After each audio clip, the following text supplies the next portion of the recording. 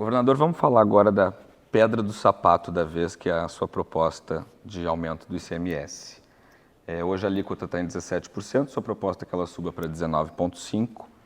Os seus críticos dizem que isso contraria suas propostas de campanha, mas o senhor vem se defendendo, dizendo que se não fizer esse reajuste, o Estado perde 4 bilhões de reais anuais, o que prejudica, inclusive, essas políticas públicas, como essa do autismo que a gente estava falando que o senhor implementou. Eu acredito realmente que não haja mesmo outra maneira, porque nenhum político gosta de aumentar imposto. Não.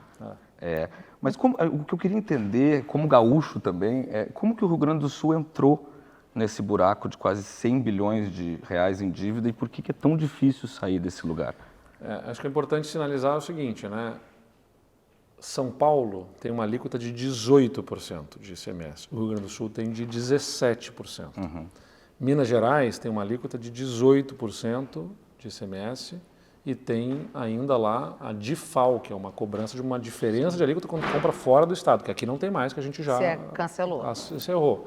As alíquotas internas aqui são 12%. Para quem trabalha no comércio, vai comprar do seu fornecedor, paga 12%, não paga 17% ou nem 18%. Em Minas Gerais paga 18% de alíquota interna. E em Minas e São Paulo tem 4% de IPVA, que aqui tem 3% de IPVA. E ainda tem isenção para veículos com mais de 20 anos, que em Minas não tem, por exemplo. Cobra de todo mundo 4% e acabou. Estou trazendo esses elementos aqui só para comparar com dois estados importantes da federação e que as pessoas não sabem disso. Eu sou criticado aqui por pessoas de partidos políticos que estão nesses governos, por exemplo, de Minas e de São Paulo, e fazem críticas duríssimas como se aqui já fosse um imposto alto e que fosse ficar mais alto. Não, não é. Aqui o imposto é mais baixo e a gente tem mais conta para pagar do que esses estados, inclusive, porque a dívida com a União, quando eu assumi o governo, tinha uma liminar suspendendo a cobrança. Nós tivemos que fazer o acordo do regime de recuperação fiscal, porque nem Bolsonaro, nem Dilma, nem Temer, nem Lula, ninguém ofereceu perdão da dívida. O máximo que trouxeram para a mesa conosco foi o regime de recuperação fiscal, onde o Estado, tá bem, você está com problema, eu vou aceitar que você pague um pouquinho a menos agora, mas você vai ter que ir a cada ano aumentando a sua parcela até integralizar e pagar o valor cheio. E a gente assinou isso porque era melhor do que perder a liminar e voltar a pagar as parcelas cheias da dívida. Isso significou, então, eu não estava pagando nada quando eu entrei no governo, porque tinha uma liminar. No ano passado a gente já teve que pagar 2 bilhões, esse ano são quase 3 bilhões. E nos próximos anos o Estado vai chegar a 10 bilhões de reais de pagamento anual da dívida. O Estado tem outras demandas também. Hoje o Estado ainda computa gasto com inativos, com aposentados, historicamente, não foi meu governo que estabeleceu isso, na educação como gasto em educação. Não pode mais, tem que gastar 25% da educação sem computar os inativos. Se eu tiro os inativos, cai a despesa de 28%, que o Estado teve no ano passado, 28%, para 18%.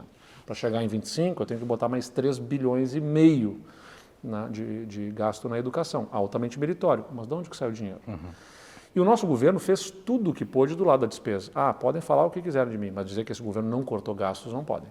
Porque esse governo privatizou, esse governo fez a reforma da Previdência mais profunda entre os estados brasileiros, dura, amarga, difícil. Né? A professora aposentada passou a pagar Previdência. Ela não pagava, ela passou a pagar, porque tinha uma faixa de isenção de 6 mil reais, o teto do INSS, sobre o qual não incidia a contribuição, e a gente reduziu para um salário mínimo isso. Então, a professora que ganha 4 mil reais, 5 mil reais, aposentada, ela não pagava, passou a pagar sobre o que excede um salário mínimo. Nós aumentamos os percentuais da contribuição previdenciária e fomos o único estado brasileiro que fez reforma da Previdência para os militares igual a dos civis. Porque como o governo federal, o governo Bolsonaro fez uma reforma para os militares mais branda que a dos civis, colocando uma alíquota de 10,5%, quando para civis vai até 22% de contribuição previdenciária. E nós temos aqui no Rio Grande do Sul, com a compreensão dos nossos militares, quero deixar muito claro, não houve nenhuma insurgência. Claro, sindicatos e associações sim, mas dos servidores continuaram cumprindo a sua missão de dar segurança para a população, inclusive no Ceará fizeram motim, né? Com redução da criminalidade forte aqui no estado nos últimos anos. Então, sou muito grato aos nossos servidores pela compreensão das medidas duras que nós fizemos. Nós fizemos a mesma contribuição para os militares que é exigida dos civis, até 22%. Ou seja, nós fizemos muita redução de despesa, reduzimos vantagens temporais, acabamos com vantagens temporais, como anuênios, triênios, quinquênios na administração pública. Tudo que pode ser feito do lado da despesa nós fizemos. Só que não é o suficiente. Por quê? Porque tem novas despesas entrando. Aliás, eu chamo de novas velhas contas. Não são contas que o meu governo fez. São contas antigas, que o Estado não estava honrando, mas que chegou a hora do Estado começar a honrar. Dívida com a União, o mínimo da educação, quitar os precatórios até 2029, tudo isso vai exigir um esforço financeiro adicional.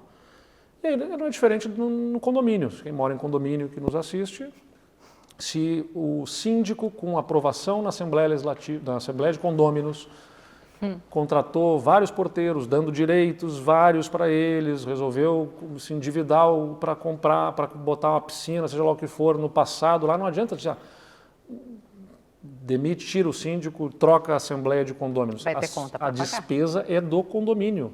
Vai ter chamada extra para os condôminos. Não adianta.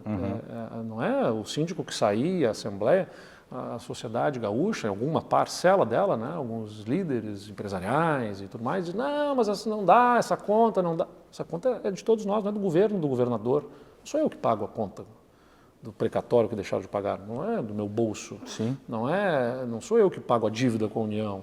O dinheiro que o governo precisa arrecadar através do imposto não é para ficar num cofre aqui no palácio guardado porque o governo quer mais dinheiro. É para devolver para a sociedade, seja na forma de pagamento dos compromissos, que tem que ser honrados, seja na forma de investimentos e prestação de serviços.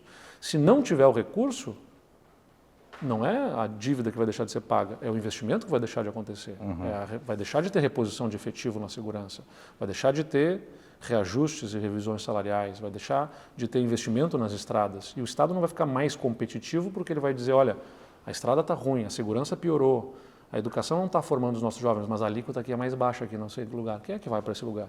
Tá. E, né, esse é o ponto. Então, eu não defendo o imposto mais alto, eu reduzi impostos no Rio Grande do Sul. Eu peguei uma alíquota de 30% em energia, combustível e comunicação, era 17% agora. Tinha de FAO, não tem mais. A alíquota interna era 18%, baixou para 12%. A alíquota básica voltou para 17%, como era no passado. Nós fizemos uma série de reduções, só que ficou insustentável, especialmente à luz do que o governo federal, nas leis complementares do 92 e 94, lá no final do governo Bolsonaro, com alta dose de populismo para as vésperas da eleição E tentar no criar... final, né, eles olharam lá o seguinte, em primeiro lugar precisavam reduzir a qualquer custo combustível às vésperas da eleição. Sim. Em segundo lugar, olharam, em 2021 os estados ganharam recurso, a economia bombou e eles ganharam recurso, então agora pode cortar deles. E aí mexe numa coisa estruturante que desestrutura as contas dos estados. E como é que você contorna isso depois? Então, é importante lembrar, uma conta de energia elétrica de uma pessoa que paga R$200 de energia elétrica, por exemplo, quando eu entrei no governo, eu pagava 30% de ICMS. Eu estava pagando R$60 essa pessoa de ICMS. Hoje ela paga 17, ela paga R$34. O Estado levou para a Assembleia uma discussão sobre levar isso para 19,5. Ela não vai voltar a pagar R$60, ela vai sair de 34 para R$40. É isso que a gente está falando, na verdade. É ruim, é amargo, é ruim. Mas tem uma coisa pior do que uma carga tributária um pouquinho mais alta. É um governo sem dinheiro. Se o governo ficar sem capacidade fiscal, é sempre o povo que vai pagar a conta. Claro. E nesse caso, o povo que mais precisa. O que precisa da saúde, o que precisa da educação, o que precisa da segurança pública. Para quem mora no condomínio fechado, anda num carro blindado, tem filho em escola privada ou tem plano de saúde, talvez não sinta tanto o problema. Mas a maior parte da população não tem isso. E eu não posso deixar o governo se fragilizar para essas pessoas. Mas tem que cortar a despesa e tudo mais. Onde cortar as despesas, para além do que o governo já fez? O senhor está de portas abertas para ouvir. Sem dúvida. Tenho falado muito com as entidades, tudo mais. Eu entendo, assim, eu entendo. É antipático, é amargo, é difícil. Mas vai ser pior, as pessoas não percebem isso, talvez, né? Ou se neguem, alguns apostam no quanto pior, melhor, aí tem a questão da política também, que é partidos políticos que em outros lugares fizeram realinhamento das suas alíquotas, porque não foi só o Rio Grande do Sul que está precisando discutir isso. Não. A maior parte dos estados, 20 estados brasileiros, fizeram revisão das suas alíquotas modais, né? Boa parte deles foi para 20%, 21% de alíquota modal de ICMS. Aqui a gente propôs ir a 19,5%. Ainda seria uma das mais baixas alíquotas do Brasil. Então, muitos partidos que fizeram em todos os seus governos do Brasil a mesma medida, aqui criticam duramente, ou seja, não é uma questão de princípio ou ideológica, é uma dificuldade de oferecer ao governo condições de funcionar melhor.